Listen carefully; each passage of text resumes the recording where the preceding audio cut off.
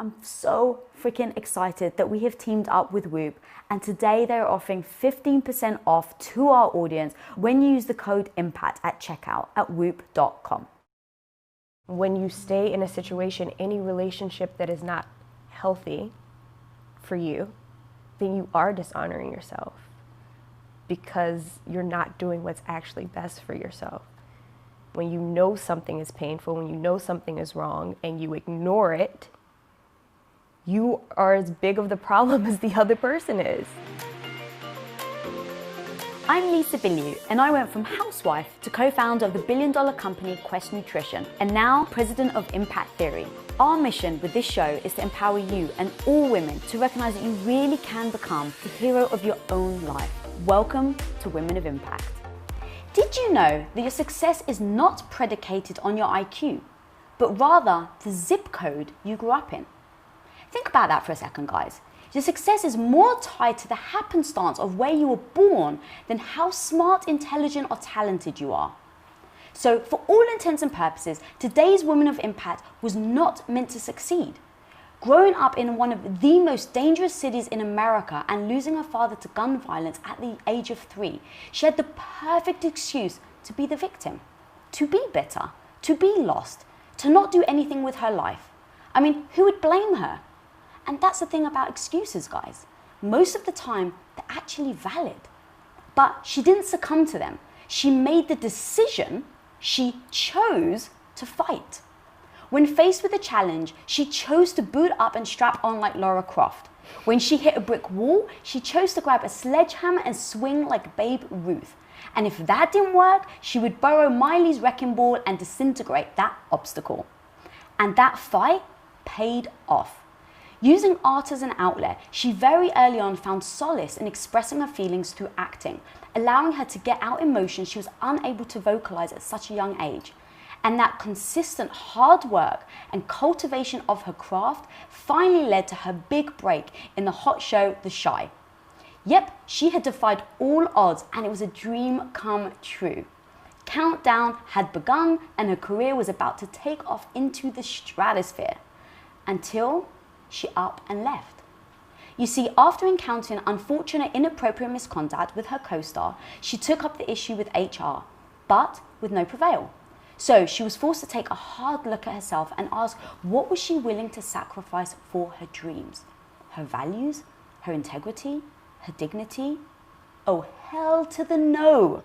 Regardless of all the naysayers declaring she would never get a role of that magnitude again, she decided, just like she did in childhood, to not stop at a roadblock, to not be the victim, to not let her circumstances dictate her outcome. So she broke her silence, rolled the dice, and bet on herself. And she took the house, landing a role on the Amazon hit drama series Hunters alongside Al Pacino, co-starring opposite Reese Witherspoon and Kerry Washington in the highly anticipated Hulu original Little Fires Everywhere. And as if that wasn't freaking impressive enough, co-starring in the upcoming Netflix science fiction film The Midnight Sky, directed by George Clooney. So guys, please help me in welcoming the woman who has become the voice to the silence. The woman who faced her challenges, didn't succumb to her situation, and stood up for what she believed in. Like Andy Dufresne, she may have crawled through a pile of crap, but damn did she come out free the other end. The fixer herself, Tiffany Boone. What an introduction. Girl, welcome to the show. Thank you. Oh my God, your story is incredible. And where I want to start, that everything that I read about you, your entire career, where you come from, it all started with a fighter's mindset. So talk to me about that. How did you cultivate that, coming from, you know, the most dangerous place in America, developing that fighter's mindset, and then being where you are today? Like, what did that look like? For me, you know, it's my mom. She had so many obstacles that she had to overcome to be the best mom in the world, the mother that she was to me, being a young mother, having her partner die, you know, very early on, and having to raise a child alone and sacrificing so much.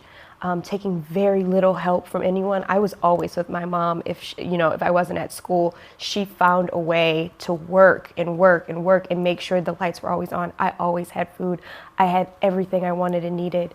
And so I guess just watching her never having an excuse for anything, to me it was like, oh, well, we don't have excuses. Like, you make it happen. Whatever you need to make happen, you make it happen, and you do what you have to do. And so for me, it never really seemed like a fight.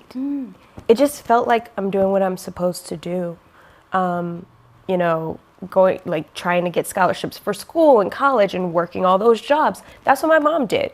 She worked 2 and 3 jobs. She did what she had to do. But my mother also realized that, I think she realized that your zip code kind of determines your future a little bit. And she wound up moving us to a county where the schooling was a lot better.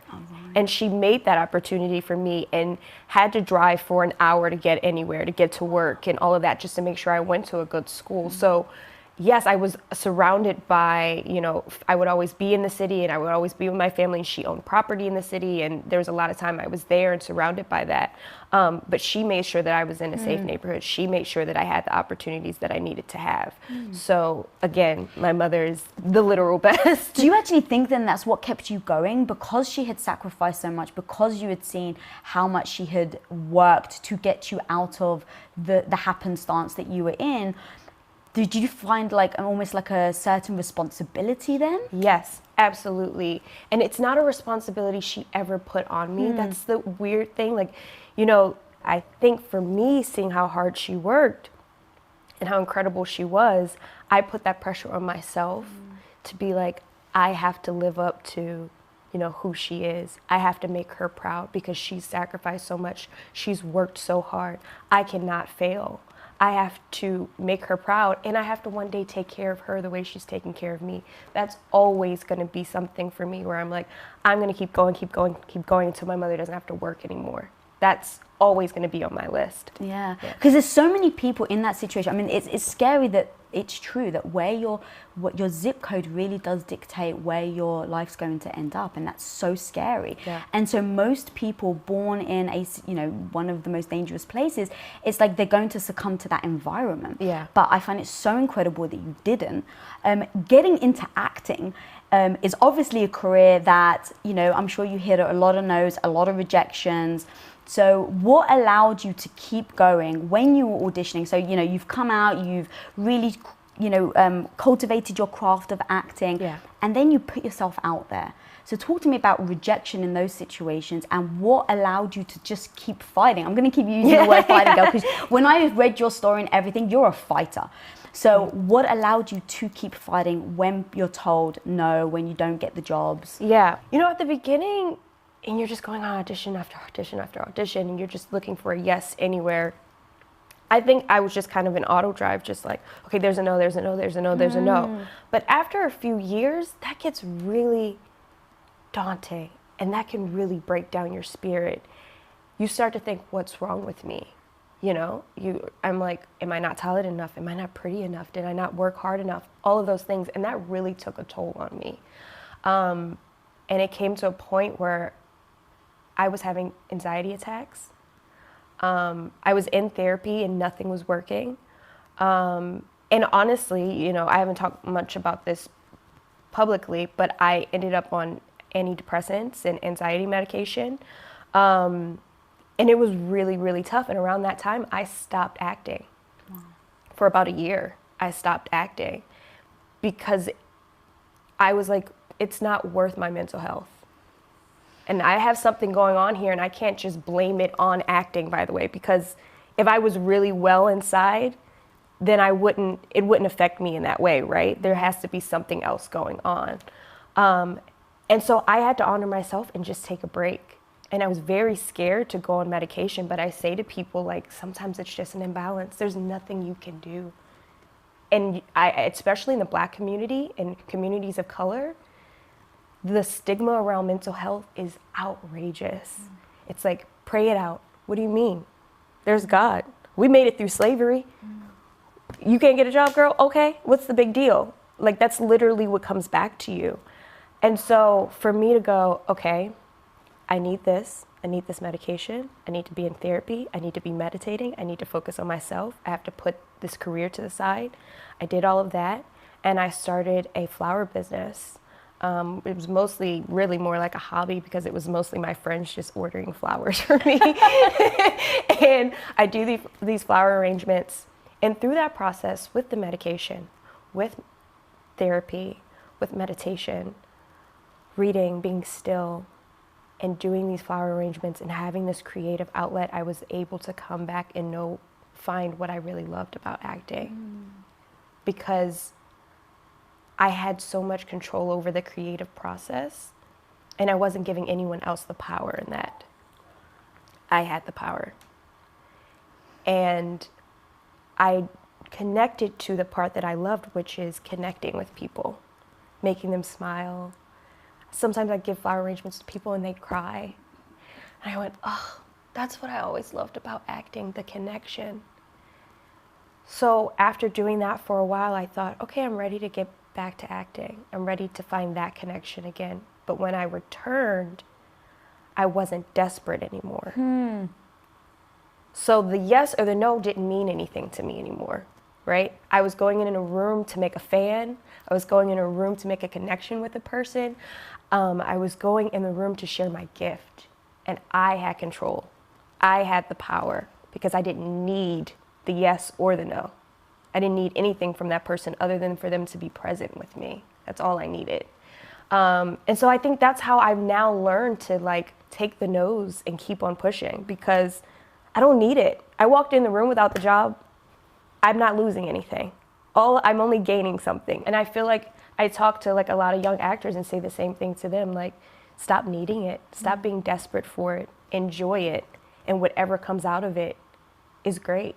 But the no's, the yeses, whatever it is, what it is. Just take the opportunity and be present in the moment, and you'll have so much more fun, and people will connect. Because when you smell desperation on someone, you're like, yeah, no, thank you. I'm good. You know, like it's nasty. It feels gross. But when you feel that someone's fully grounded and in their body and present, you want to be near that person. You want to work with that person. You want to sit with that person. You want to be friends with that person, right? So I love that. You said some great things there, so I want to take it step by step, because for my listeners and watchers, the one thing that I always like to say is, like, how did you do it? And it may not be universal for everybody, but there are certain things that you just said that you almost brushed by that was so freaking powerful. And I want to go a little deeper so that we can kind of get to, like, maybe even just how you did it so that other people can try it. Yeah. So you said that, which actually it didn't even dawn on me, so thank you for opening up my eyes to the fact that I didn't think about the African American community frowning upon taking medication. Yeah. So wow, what made you then still do it and not listen or succumb to the pressures around you? Because especially when it comes to culture, like, that's hard to fight against. Yeah. It's a couple of things. One, I had tried everything else and I was at the end of my rope, right? When you're sitting in a car on the side, like you have to pull over on the side of the road because you're bawling, crying, you can barely see.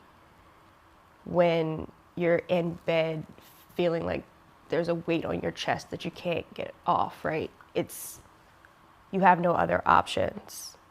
And at that point, it's screw what everyone else thinks. I have to take care of myself. I was also lucky in that I had a couple of other Black women in my life who were on a similar road as me. They were going through a similar journey with their depression and their anxiety. And I had a really good friend of mine that had started to take medication after years of depression. And she was getting better. And I thought, well, if she can do it, if she has the bravery to do that, what's my excuse, right?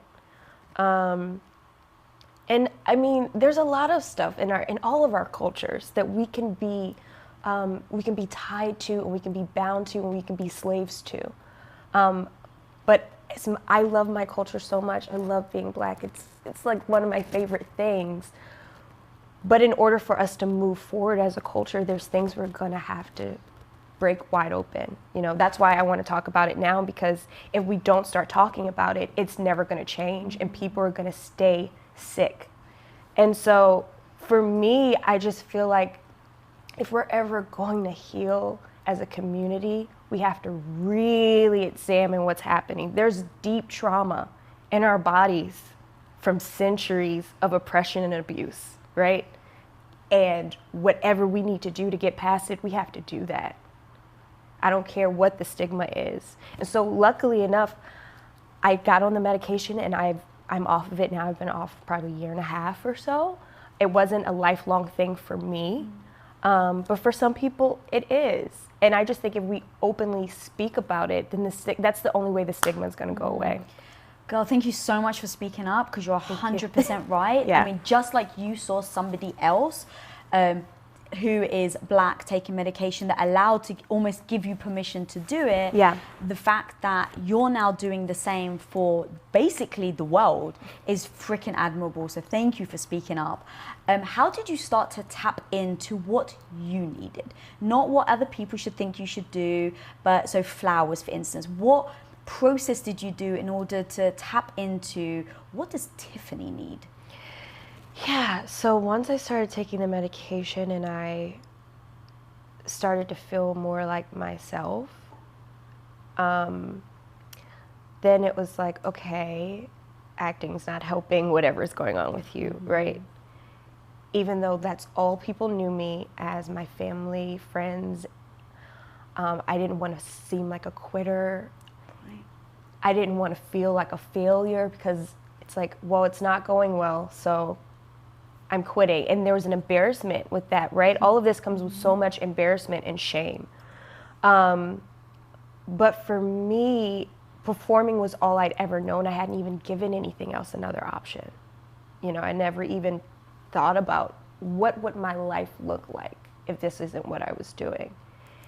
And honestly, it was just like, how can I be creative, which is what I'm a really creative person. How can I be creative in a way that doesn't harm me, that isn't beating down my spirit, that isn't leaving me completely depleted at the end of the day? And I thought, well, I really like flowers. It's something that I can just do by myself. I don't need anyone else. Let's try it and see how it goes. It was really like that simple. Yeah. And I think there were a lot of people around me that like, what do you mean? You realize you sound crazy, right? You've been acting, you have jobs, you've made money, you've been on television, and now you're just gonna say, nope, stop, and I'm gonna make flowers? Like, okay, Tiffany, you're crazy. Yeah. And it really is just, you have to just take out all the noise from everyone else. You just have to. You have to do what's best for yourself and not trying to impress anybody else, and not take on the shame and the embarrassment and the trauma, other people's traumas about their own lives and what they're not dealing with. You have to quiet all of that if you're going to really grow as a person and be happy, because at the end of the day, I have to go to sleep with myself. I sit there, I lay there by myself. I don't care if my husband's next to me. I'm closing my eyes. It's me. I have to deal with myself. And so really it gets to a point where I just go, turn them off. Yeah. And that's the only way to do it. Yeah, I love that. It's so powerful. And like, nothing matters unless when you close your eyes and you say, like, how do you feel about yourself when you're by yourself? Yeah. Do you have good thoughts about yourself, or do you have negative? And I don't think it's an accident that when you took time to really focus on yourself and then come back to acting from just the personal love of the art itself versus then looking and searching for approval, that you ended up getting one of your biggest roles. So I don't think that's an accident. I think my own success on building Quest Nutrition came out of a desire to help people. And me and my husband have been chasing money for 8 years prior to that.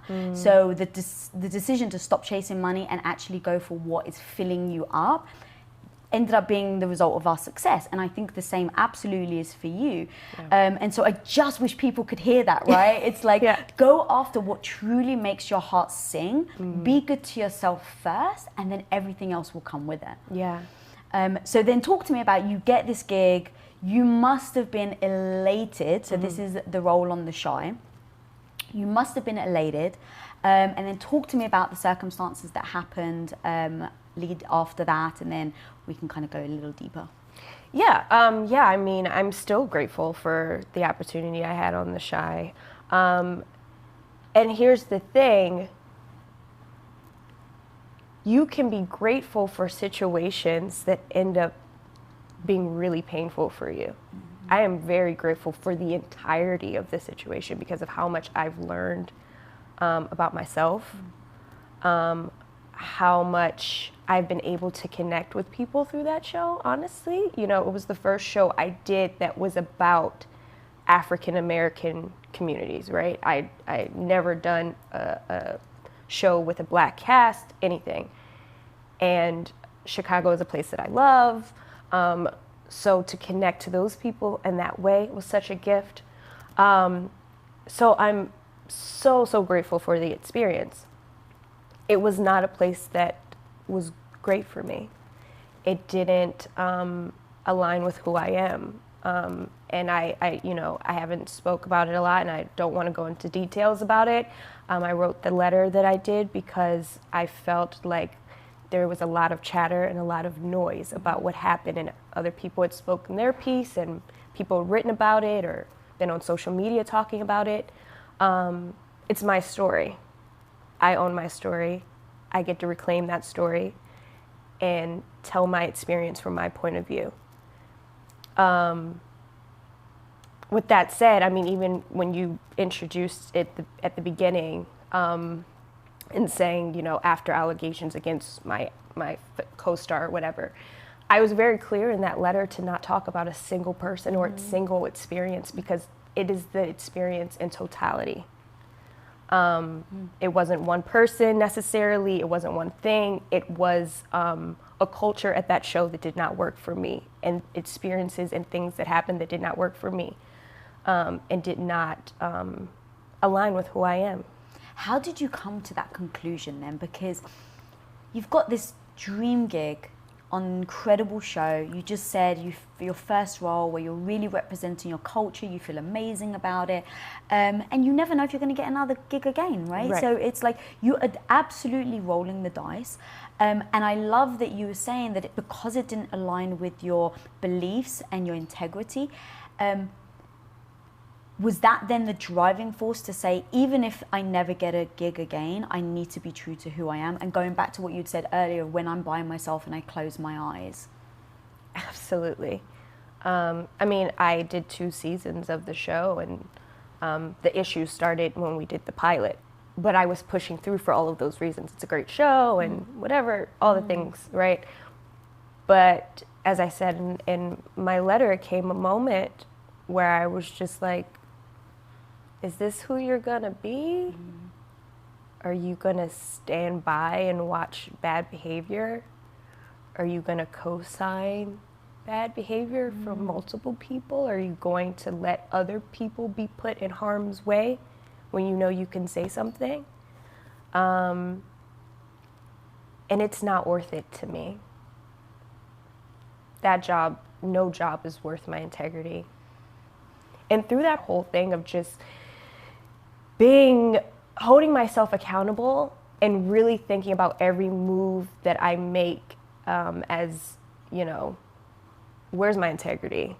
And every single thing that I do, doing every single thing with integrity and trying to. And I fail all the time, like all of us do. And all of us, I truly believe, are at the moment trying to do the best we can with what we have, right? But when you know better, you do better, right? And so when you're called to stand up for yourself or other people, do you sit down and just watch it happen? Or do you, you know, rise to the occasion? And for me, it was like, okay, this is a test of who you are. This is a complete test of who you are. At this moment, you decide which kind of person you are. And it was scary and all of that. And like you said, it was another thing. Like after coming back from acting, it's my first job. And then I literally was like, well, never know if I'm going to work again, but I can sleep with myself. I can look myself in the mirror and say, I know who you are and I like who you are. But after that experience and taking that leap, the blessings that have come from that, the experiences that I've had, the people I've been able to talk to, even about my experience, people have shared their experiences with me, the work I've been able to do, the places I've been able to go. It's just unbelievable. And that's why I can only be grateful for the experience, because I wouldn't be here without that. I wouldn't be here without that. I wouldn't be the person that I am today without that. And so I'm just like so full of gratitude. That's amazing. I mean, first of all, I just want to commend you for even keeping your integrity and not going into detail. Like, this isn't a gossip show, so, but the fact that you have said publicly and you have said on this show and in your Instagram post that you're not looking to just bash people, say names, that would be actually easy for you. Right? And no one would actually blame you for doing it. Right. But the fact that you're saying, I know who I am and I'm going to stay true to it, even though I know I could probably get a lot more attention if I came out, right? You would get way more attention. Yeah, thank you. And I hope everyone takes note of that. Whenever it's easy to do that side jab, just don't take it. No. And like what I said in the letter is, I'm working towards forgiveness. Right. And this is in all of my relationships, how forgiveness is, I mean, people say it all the time, but it's really for you. Yeah. Because if you keep that inside of you, you're the one that's getting hurt. When I've held on to bitterness, I feel it in my chest. I feel it in my gut. I mean, it makes you physically ill when you hold on to that level of hatred and bitterness. Every time I speak people's name in any way that's negative, I feel bad. Yeah. And at the end of the day, those people have to deal with themselves and what they did. And they have to go to sleep by themselves and look themselves in the mirror and figure out whatever is going on with them. In a lot of ways, I feel sorry for people who are not living with integrity. Yeah. And instead of just being like, I hate that person, I can't stand that person, you're not even trying to understand at all what's going on with them, because that's the trauma in you, whatever that is that you need to figure out, going, wow, I wonder what happened to you to make you make these decisions. I wonder what got you here. Because obviously you've been hurt. If you can hurt other people in that way, you've been hurt deeply. And I don't have to sit down and try to figure it out with you. That's none of my business. Yeah. But it also releases me from some of the disdain, because I can just see, oh, there's a little kid there that's trying to figure some stuff out, right? There's a person who's hurt that just needs to figure it out. Maybe they will or maybe they won't. But that's not my burden. I don't have to hold on to whatever is going on with them. I do think it's important to speak up as I did in that situation, to hold people accountable for their actions. That doesn't mean people get off. Right.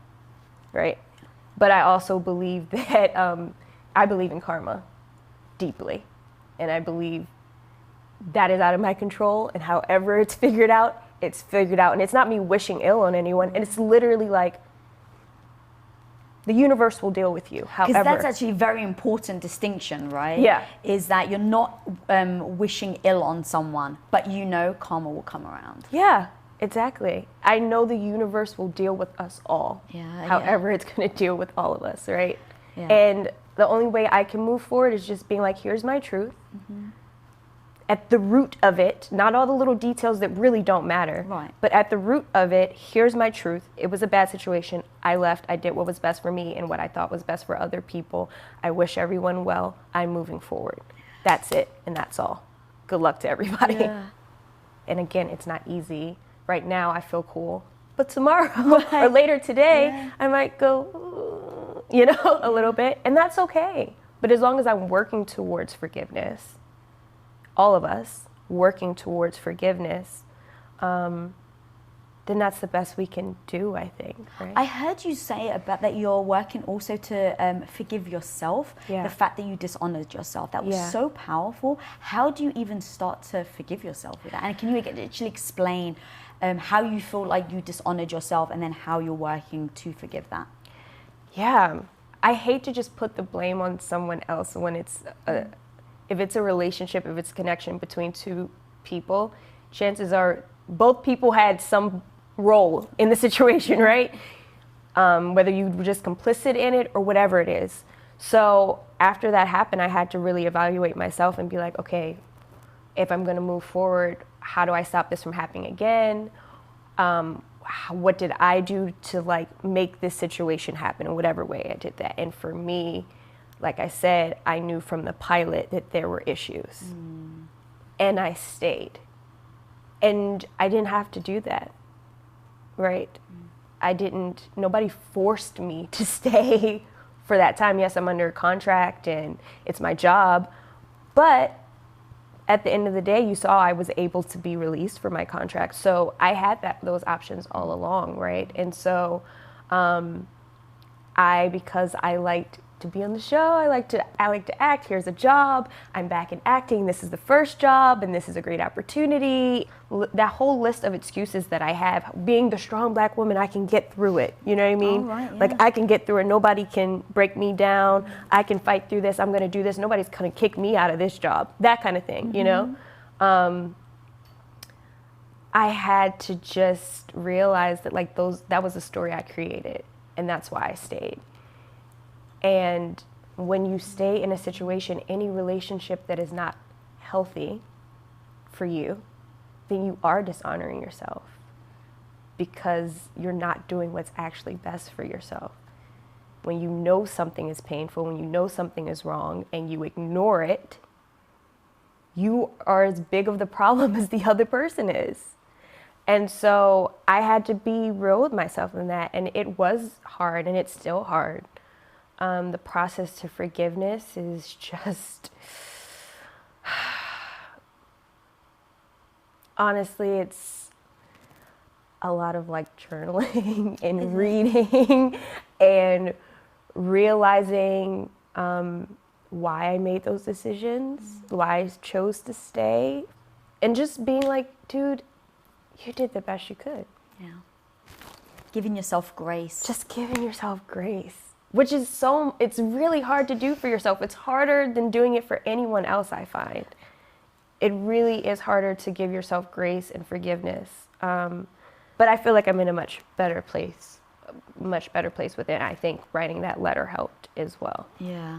The way you're handling this whole situation, I really truly believe that is another reason why you're able to have moved on and got such incredible roles, which I definitely want to talk about, because when I look at you holding such amazing and beautiful integrity in everything, even the way that you're explaining it now, like you're not looking to bash people, you're just looking to tell your story. And finding your voice, I think, is such a powerful thing, and so many women feel like they don't have a voice. Talk to me about how you found your voice and are still finding your voice, and what people at home that feel like they can't speak up, and what things they can do to do that as well. Yeah. One, I have to say, I have like such an incredible support system, and that helps a lot. I'm surrounded by friends and family and even my professional team that have been so supportive of me every step of the way, that are like, look, however you want to use your voice, however you want to do it, we're here for you and we stand by you. Not everyone has that kind of support system, and I understand that, and it makes it so much harder. But I left the show in 2018, and I was already working on another project, working on Hunters right away, and the reports came out that I left the show last year, 2019. I just didn't feel like I needed to say anything for a long time. And if it had never come out publicly that I left the show, I'm not sure that I would have ever said anything publicly. To me, I stood in my truth the moment I said what I had to say and spoke to the people who needed to hear what I needed to say, what I had to say. And when I decided, okay, I would like to be released from my contract, I would like to move forward, that's when I used my voice to me. And I didn't feel like I owed anyone anything, right? I still didn't feel the need to talk, and part of that is just like, you need time to heal and figure out how you feel about things. And I was processing and still healing and trying to work on forgiveness. All of that was happening, but I was also working. And honestly, it's that other thing of the noise outside, right? I knew who I was. I knew what I had done. I knew I had stood up for myself and other people, and I knew that I had moved forward and was like working on something that I was really proud of. And so when I decided to, write the letter, it just felt like the right time to share my story. And I just felt like there was a responsibility there for me to speak up, and then to share my story that way through the letter. I'm always looking for a way to give back, and I'm always looking for a way to, like I said, connect with people. And it felt like the right way to do it. Just to be like, hey guys, this is my truth. I know people have been wondering, but whatever you heard, you can believe whatever you want to believe, but this is my story, and I get to own that, right? So I would just say, for other people who are afraid to speak out, surround yourself with good people who believe in you and will support you. Know that, like I said, at the end of the day, you have to look in that mirror, and do you want to like what you see or not? And a lot of times that means you have to speak up, but you can choose how you tell your story. Right. It needs to be right for you. It has to be right for you. Yeah. And I just think people should just listen to their gut. Just listen to that little voice in your head that, like, there's always something that's telling you. And sometimes it comes out physically, but there's always something that's telling you, hey, you need to change this. You need to speak up. You need to just listen to that, and don't be afraid. I mean, it's scary. It's scary. I was scared when I left. I was scared when I hit post for that letter. Things are scary. I don't want to make people think that it's not scary, and that, yeah, I've had such a great experience, but that doesn't mean that it's going to be the exact same result for you. But you have to bet on yourself. And you have to believe in yourself, and you have to be true to yourself. So yeah, just follow your heart, honestly. I love that. Yeah. You said that you were you'd already started Hunters before you'd post the letter and everything came back out. When I talk about confidence and I talk about embodying strength, even if you don't feel it, sometimes, there's like the debate or fake it till you make it, that type of thing. I truly believe that if I just tell myself enough, like, okay, you're badass, Lisa, even if I don't feel it, eventually I start acting in accordance. And then once I start acting in accordance, I start to feel it. Your character, Roxy, is freaking badass. How much of that character allowed you to get strength in your real life? I have a really hard time with my confidence a lot of the times. And when you get to embody a different character, you do take pieces of them with you, right? And so I do think that, and every character I've ever played kind of stays with me. So with Roxy, it definitely is like her confidence and her belief that, if I speak, you should be listening to me. And when I walk into the room, you should be looking at me. And I do think, some of that has stayed with me a little bit, of just speaking up and being confident, and I can tap into that, if I want to. I should do it more often, actually. Now that you're saying it, I feel like I should be like, okay, I'm scared right now, be Roxy. Yeah. Because I'm sure people, this is exactly why I do the show and have such incredible women sitting opposite me, because there's going to be that one guest that someone at home right now is listening to, and they're going to be like, oh, I'm going to be like Tiffany. Right? And so I think everybody has that. Yeah. It is a lot of psyching yourself up, because I can be kind of shy, but I've chosen a career where you can't be very shy. How do you psych yourself up then?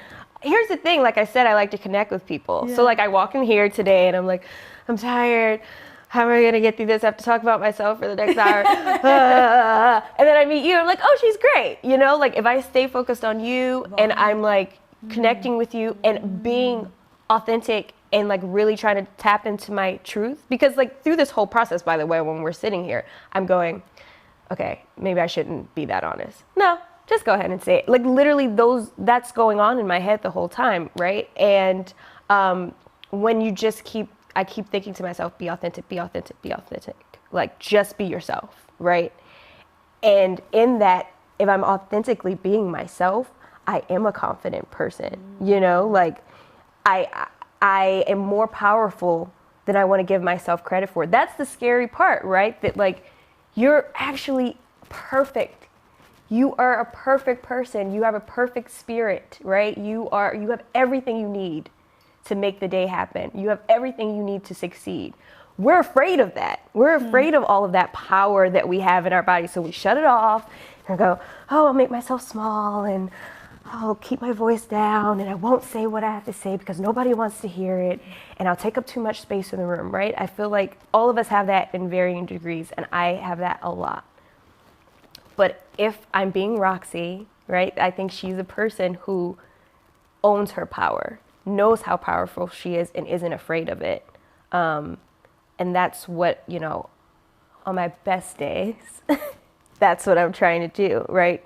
Stand in my power and just connect with the other powerful person across from me. When you're talking about Roxy, by the way, even just now, everything changed about you. Yeah. Even the look you had like a more intense look.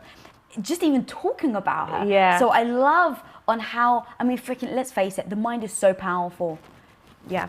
Just by believing you can, just by believing that you're Roxy, immediately your body changed, your face changed, everything about you changed. And so like that's such a beautiful, perfect example of how you can coax yourself in your mind to believe you are somebody, even if you're not necessarily feeling it initially. Yeah. So I think of you as an incredibly badass, powerful woman. Now you get a gig on Little Fires Everywhere, which is also two other incredibly powerful women. So Reese Witherspoon and Kerry Washington. How do you handle that situation? Were you nervous? Talk to me about meeting them for the first time, being on set with just other incredible, powerful women, and how you don't feel intimidated, because I worry that I would feel intimidated for sure. And I think everyone can relate to being intimidated at one point in their lives. Obviously, that seems like quite a high scale for you. Yeah. But yeah, talk to me about that. Well, obviously, I mean, Carrie and Reese, who isn't a fan of those two people, you know? But specifically Carrie, because I was playing the younger version of her, I have been a fan for so long, and being another Black actress, like all of us in my generation, we look up to her, you know what I mean? She's one of the icons now. She's legendary status at this point. And so when I got the job, obviously that's a lot of pressure. And they weren't just like, you know, because sometimes you watch shows or movies and it's like the younger version of a character, but you don't really necessarily see the mannerisms or feel like a super connection between them other than the through line of the story, right? The actors aren't trying to like mimic each other or anything like that. Well, they wanted me to like be very close to what Carrie was doing. And no pressure. Yeah, no pressure. But the way I get past the nerves and that kind of thing is just being prepared. That's all you can do, right? And if I show up and I'm doing my job and I am prepared, then oh well with the nerves, because she's going to respect me as a fellow actor, right? They're going to respect my work. And if I've done the work, there's nothing anybody can say. So I would go to set, watch her, take notes through the whole thing, go home and go through the entire script at night going, I feel like she would move like this here. I feel like she would do this here. She did this at this moment in this scene today. I feel like that's a moment here. Just trying to look for her, what her intentions were, how I think she would think as the character. And I just think because I came on set prepared, then they respected me, you know, they just couldn't have anything else to say other than, wow, you've really done the work. Great, let's do it, you know? And Carrie and Reese are the producers on the show, which is so inspiring, because even from the first day I showed up, I see they do it with such grace and such integrity they listen, they're supportive of everybody on the set. They push the other actors to be their best. And so it's inspired me to get into production, honestly. I'd already been interested in it, but after watching the two of them create such an amazing piece of work and do it with such grace and employ so many women and women of color. I mean, it's a video village full of women. That's so beautiful. It's beautiful. And it's not just that it's women, because I like to be clear that we can't just be pushing women to run things just to say it, right? Yes. Just so we can say, well, we have a woman running the show, we have a woman directing this episode, just because, just to fill a quota. Right. We need to demand that these people are working with integrity as well. We have to demand that these women are supporting other women, that they're supporting the men, that we're actually leading from what makes us great as women, right? Like, not just falling into this male power structure and just saying, well, I got here and so I have to act like the men have acted. You know, belittling people, dismissing people, not listening to people, just I'm at the top and this is what it is. Everybody follow behind. But women who are collaborative and supportive and listen and nurture and all of that stuff, that's how we get really great female leadership that's gonna change the business. And that's what those two do. And it was so inspiring. I'm so blessed that I got to work with them. Boom. Drop the mic. Holy God. That was freaking awesome. And I'm so with you on everything you said. I'm like nodding frantically here. If people are listening to this, I'm literally nodding frantically. Because you're so right. It's like, who's the right person for the job? And just like they were leading with example for you, I hope you know you're absolutely leading an example for everybody else that's listening and watching this. And I truly freaking mean that. Showing up prepared, overcoming your nerves, like everything you just spoken about is so freaking powerful. So I just want to thank you on behalf of everybody at home watching and listening. Thank you.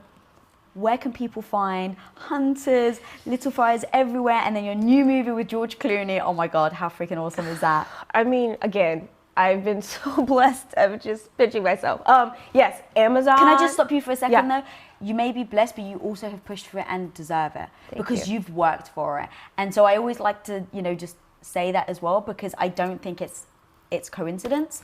It's karma, right? It's you did the things that you needed to do to be true to yourself, and as a result, this is what's coming of it. So I don't think it was given to you, and I think you frickin' earn it, girl. Thank you. And you know what?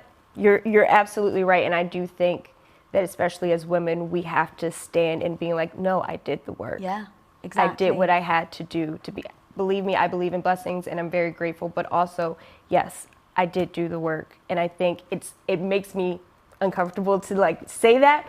But it's true, we really should stand in our power in that way and say, I showed up, I was prepared, and I deserve this.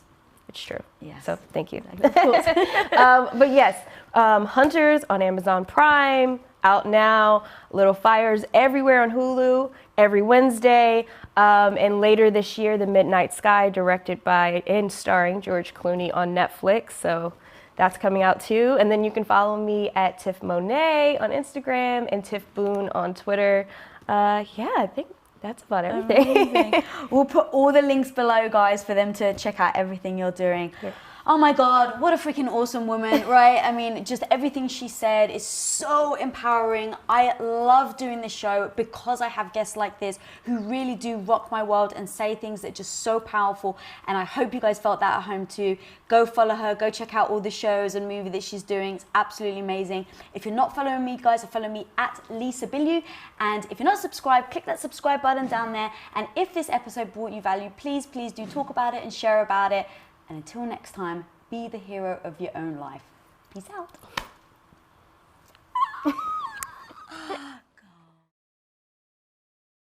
I've suffered from serious health issues for close to 4 years now. And when I say I've tried everything, well, I pretty much have. I've been to countless doctors, read more books on health than you can possibly imagine, taken advice, changed my diet, changed my lifestyle, changed my workouts, all in an effort to help me get stronger, get healthier, and as a result, show up in my business and my relationships with Tom. But I'm gonna be real with you guys. The biggest thing that I did was take ownership.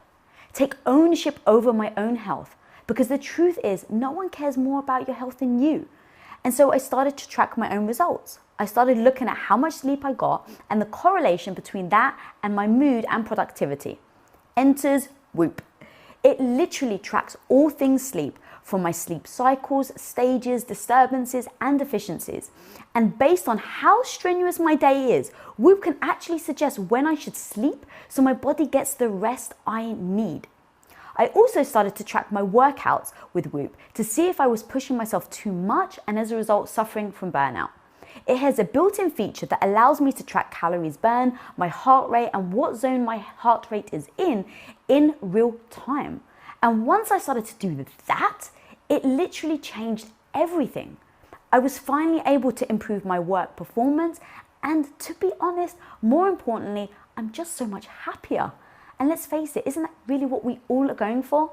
So I'm so freaking excited that we have teamed up with Whoop, and today they're offering 15% off to our audience when you use the code IMPACT at checkout at whoop.com. That's Whoop, WHOOP.com, and use the code IMPACT at checkout to save 15% off your order. Take your life by the horns, strap on a Whoop band, and remember guys, be the hero of your own life. What up guys, Lisa here. Thanks so much for watching this episode. And if you haven't already subscribed, click that little button right in front of you. Click, click, click away. We release episodes every Wednesday, so be sure to get notified. Till next time, go be the hero of your own life.